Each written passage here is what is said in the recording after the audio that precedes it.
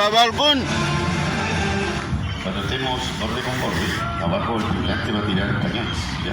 Así que hay que tapar los oídos, ¿ya? Porque suena fuerte, ¿ok?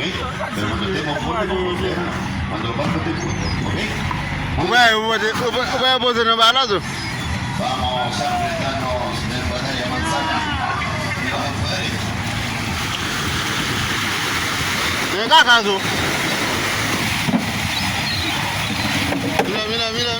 Mira. Mira cómo estoy. Allez. Adébou. ¡Wow! Mira.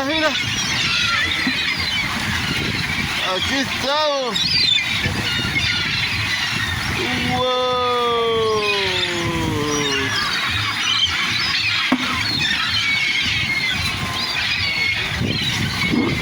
Hop, y vamos a ir una.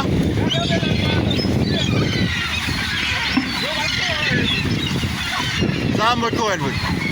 Ça mbot ko el boy. Gadon pe bout to coucher là bas monsieur. Eh non, mais je vais venir boire un peu avant. Nous va gagner bête ça dans pays nous non. Gros vieux cochon ça, cochon dans mais ça. Lo marino. Pero si no se come, ¿no? Sí, se come la carne.